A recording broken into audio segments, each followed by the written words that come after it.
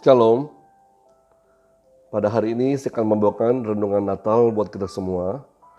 Biar di Natal yang indah ini kita sama-sama merenungkan kasih Tuhan, anugerah Tuhan, dan apa yang kita bisa berikan kepada Tuhan Yesus Kristus sebagai persembahan Natal kita dan bahkan untuk seluruh kehidupan kita, saudara. Tidak hanya di momen Natal ini saja, tetapi setiap waktu kita bersama dengan Tuhan. Mari sama-sama kita buka firman Tuhan dari Matius 2 ayat 1 sampai dengan ayat 11. Kita akan bacakan bersama-sama saudara ya. Sesudah Yesus dilahirkan di Bethlehem di tanah Yudea pada zaman Raja Herodes, datanglah orang-orang Majus dari timur ke Yerusalem dan bertanya-tanya, "Di manakah dia, raja orang Yahudi yang baru dilahirkan itu? Kami telah melihat bintangnya di timur dan kami datang untuk menyembah dia." Ketika Raja Herodes mendengar hal itu, terkejutlah ia beserta seluruh Yerusalem.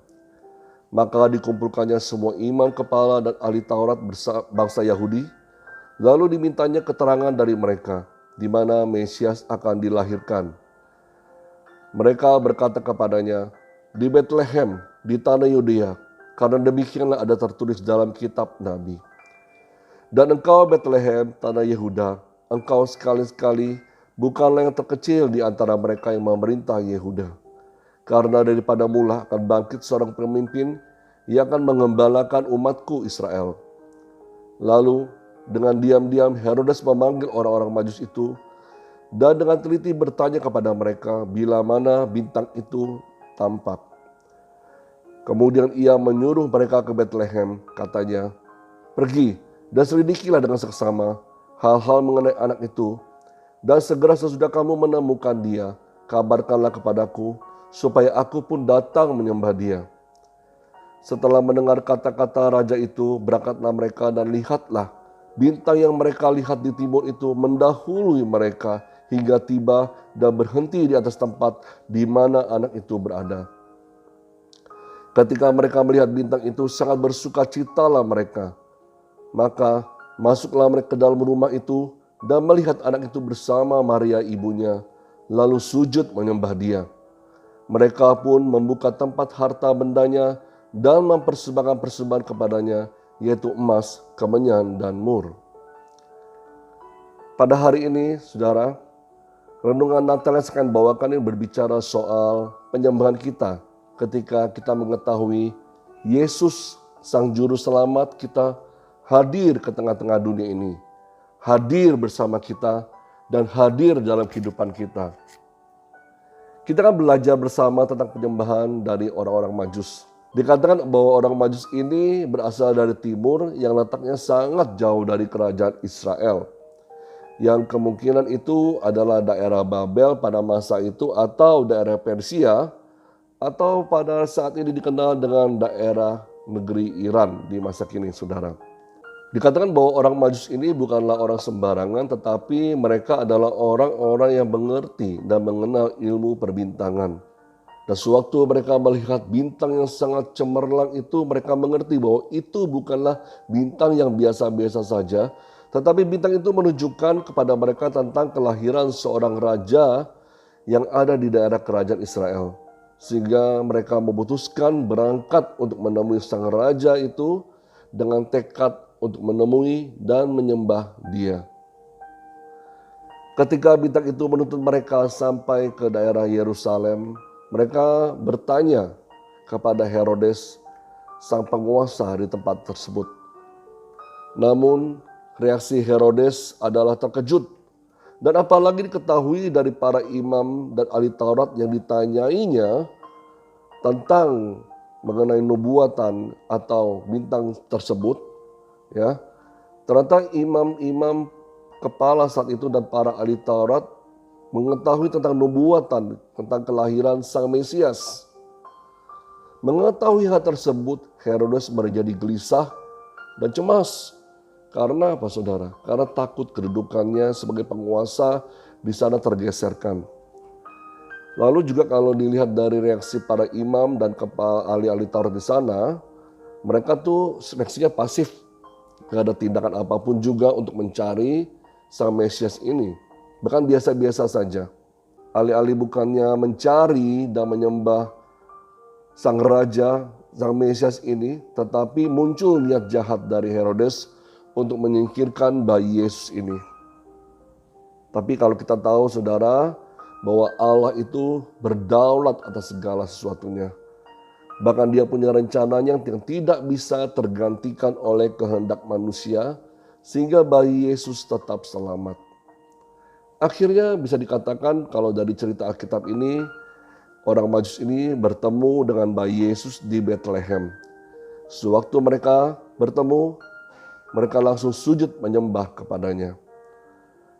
Pelajaran pertama yang kita bisa kupas hari ini adalah bahwa penyembahan kita yang benar adalah melibatkan pikiran. Apa maksudnya? Jadi penyembahan itu harus diawali kesadaran dan pemahaman tentang siapa pribadi yang kita sembah. Orang Majus rela melakukan perjalanan yang cukup jauh dan sangat jauh, cukup lama waktunya melewati berbagai tantangan di tengah perjalanan, dan mereka sadar bahwa ada seorang raja yang baru dilahirkan dan mereka harus menyembah dia. Saya percaya semakin kita mengenal Allah kita yang kita sembah, semakin dalam pula kita menyembah kepadanya. Dialah Yesus yang adalah Raja. Dialah Yesus adalah Juru Selamat. Dialah Yesus adalah Mesias kita. Dia layak menerima penyembahan dari kita semua, orang-orang yang sudah diselamatkannya. Dan sebenarnya kalau kita lihat saudara, bahwa dia sesungguhnya tidak membutuhkan penyembahan kita. Kitalah yang seharusnya datang untuk menyembah dia. Karena juga Allah mencari seorang penyembah-penyembah, bukan penyembahannya. Bukan seberapa bagus lagu-lagu kita naikkan atau seberapa indahnya melodi-melodi lagu kita nyanyikan buat Tuhan. Tetapi dari hati kita yang mengenal dia. Itulah penyembahan yang sesungguhnya karena kita mengenal pribadi Allah kita. Bukan dari apa yang sudah dia perbuat, betapa baiknya dia, betapa penuh kasihnya dan segala macam saudara. Tetapi karena kita dipanggil menjadi penyembah-penyembah Tuhan. Yang menyembah Tuhan dalam roh dan kebenaran saudara. Jadi dari orang-orang Majus ini kita belajar saudara.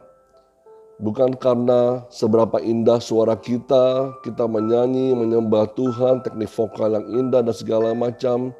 Tetapi karena kita menyembah Tuhan, karena kita mengenal siapa yang kita sembah. Itu kita bisa pelajari dari orang-orang Majus ini. Kita mengenal Allah kita, Yesus Kristus. Dengan pengertian kita, pikiran kita, akal budi kita. Sehingga penyembahan kita tidak hanya dimonopoli oleh perasaan kita saja. Oh lagi senang, lagi happy kita bisa menyembah Tuhan dengan begitu exciting. Tetapi dikala kita lagi perasaannya gundah gulana, lagi gelisah, lagi sedih dan segala macam. Kita menyembah karena perasaan sedih kita.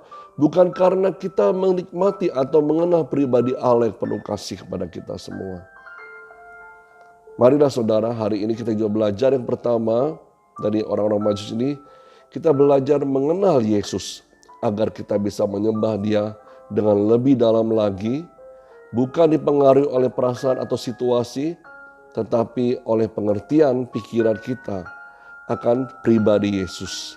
Pengertian dan pikiran kita, pengetahuan kita akan firman-Nya yang sudah tersedia di hadapan kita saat kita membaca Alkitab, kita mempelajarinya, maka pikiran kita akan dipenuhi oleh firman Tuhan dan kita akan dibawa untuk mengenal Dia lebih dalam lagi.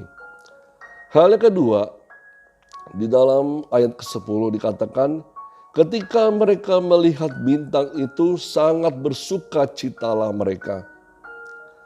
Orang Majus datang dari Persia ini karena sadar mereka datang ingin bertemu Sang Mesias, Sang Juru Selamat, Sang Raja untuk menyembah Raja bukan karena diundang, saudara. Ya, kalau zaman sekarang ini mungkin orang mengundang bisa lewat Instagram, lewat Facebook dan segala macam. Tetapi bukan melalui itu orang-orang Majus diundang. Bukan karena pengen dapat mujizat mereka datang untuk melihat Yesus atau menemui Yesus. Bukan karena mau melihat, oh ini ada artis atau siapa ya saudara ya. Atau bukan karena, oh sudah dijadwal dalam pelayanan segala macam. Jadi mereka baru datang. Bukan. Ayat ini mengajarkan kepada kita bahwa penyembahan bukan hanya melibatkan pikiran kita saja, tetapi juga perasaan kita. Sehingga kenapa orang Majus ini bisa bersuka cita ketika mereka melihat bintang yang sangat cemerlang itu. Sampai sejauh mana sukacita mereka? Bukan sukacita yang liar atau kebablasan saudara.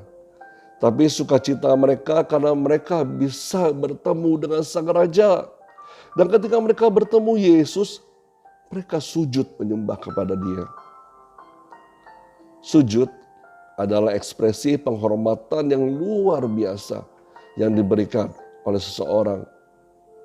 Jadi sukacita mereka bukan lalu sukacita kebablasan seperti banyak orang melakukannya atas nama merayakan ulang tahun Yesus.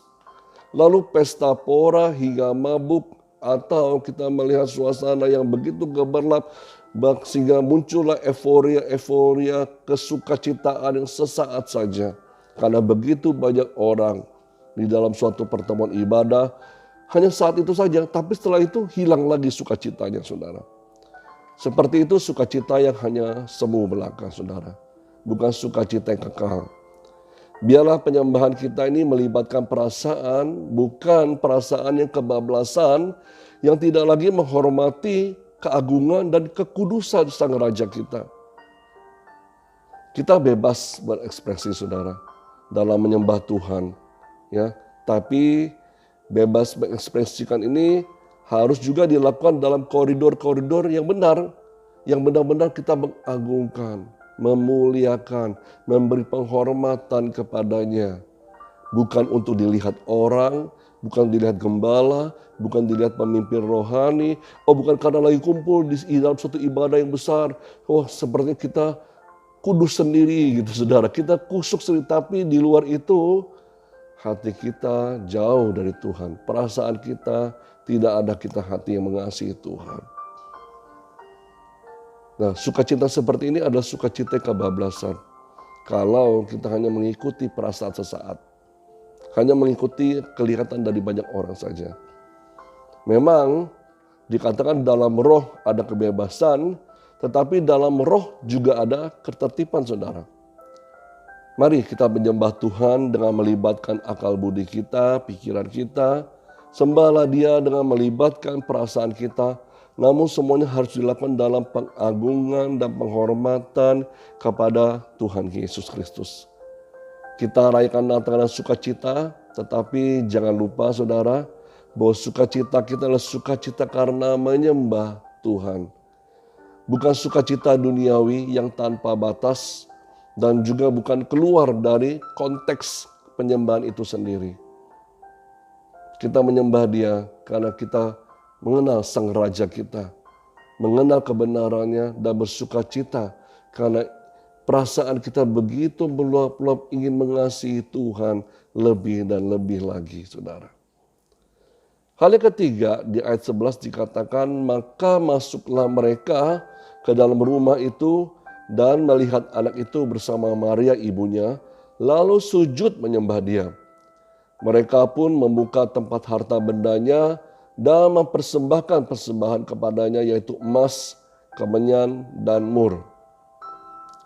Nah, hal yang ketiga di sini yang saya mau sampaikan kepada saudara semua, bahwa penyembahan kita juga harus melibatkan kehendak, perbuatan kita. Suatu hal yang sangat luar biasa ketika kita melihat tindakan dari orang-orang Majus ini. Mereka tahu dengan pikiran mereka bahwa melihat bintang cemerlang itu ada raja yang baru lahir.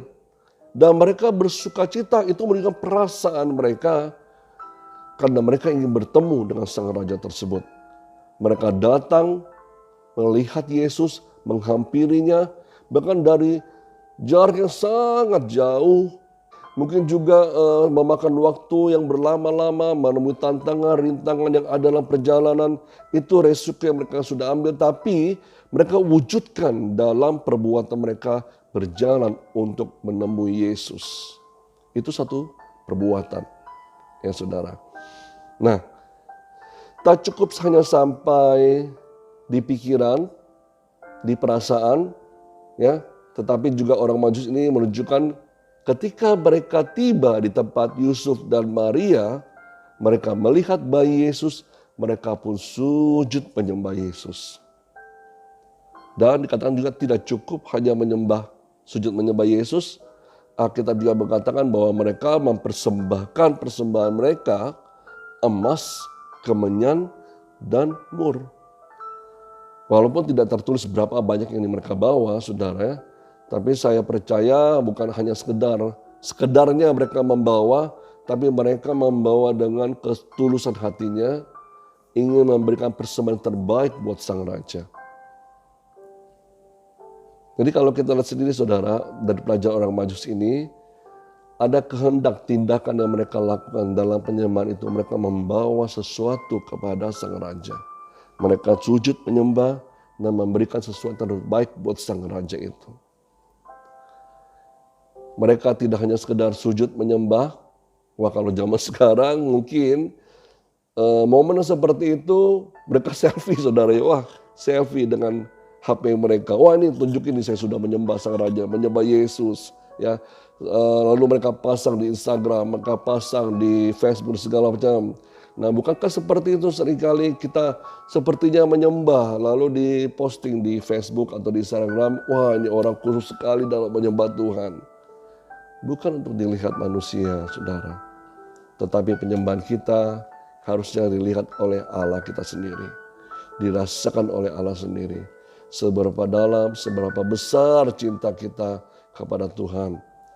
Dan biar orang tahu bahwa kita menyembah dengan tulus, bukan hanya sedar dilihat orang, ya, tapi gak perlu kita pamer-pamer saudara, tetapi Allah sendiri, hubungan kita dengan Allah sendiri yang perlu kita lakukan.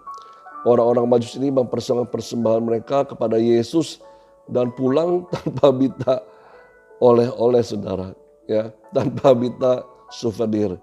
Inilah penyembahan yang benar menurut Alkitab. Bukan sekedar ritual, datang ke gereja, melayani, perjamuan, menyanyi, angkat tangan. Tetapi dalam Roma 12 ayat 1 dikatakan dengan tegas mengajak kita untuk mempersembahkan tubuh kita sebagai persembahan yang hidup, kudus dan berkenan kepada Allah. Itulah ibadah penyembahan yang sejati. Wow. Betapa dalamnya makna penyembahan ini saudara. Bukan sekedar penampilan ritual saja. Ya, penyembahan yang sejati itu bukan kalau hari Minggu saja kita takut akan Tuhan. Tetapi pada hari lain malah kita yang menakutkan Tuhan saudara. Lewat sikap kita, perbuatan kita, tindakan kita. Penyembahan yang sejati bukan sekedar tampil di YouTube dan di Instagram. Tetapi penyembahan yang sejati adalah mempersembahkan tubuh kita sebagai persembahan yang hidup, yang kudus, dan yang berkenan kepada Allah.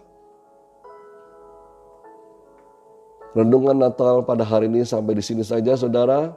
Biar kita terus merenungkan sampai seberapa jauh kita sudah menyembah Allah kita. Di malam Natal ini atau di hari Natal ini kita boleh memaknai dengan sukacita yang tulus di hadapan Tuhan. Selamat hari Natal saudara. Tuhan Yesus berkati semua. Dan biarlah sukacita damai surgawi dari Allah sendiri turun ke atas kita semua berlimpah-limpah. Mari sama-sama kita berdoa di depan Tuhan. Terima kasih Bapa di surga, kami mengucap syukur buat renungan Natal yang hari ini kami boleh terima daripada-Mu. Biar renungan Natal ini mencerahkan hati kami semua. Menerangi pikiran kami supaya kami datang di hadapan-Mu sebagai seorang penyembah-penyembah yang benar di hadapan-Mu Tuhan. Menyembah dengan pikiran kami bukan sekedar hanya apa yang kami tahu dari orang lain, hanya dari apa yang kami lihat dari orang lain, tetapi juga apa yang kami ketahui tentang diri-Mu melalui firman-Mu dan juga melalui pengalaman-pengalaman hidup kami bersama dengan Engkau ya Tuhan.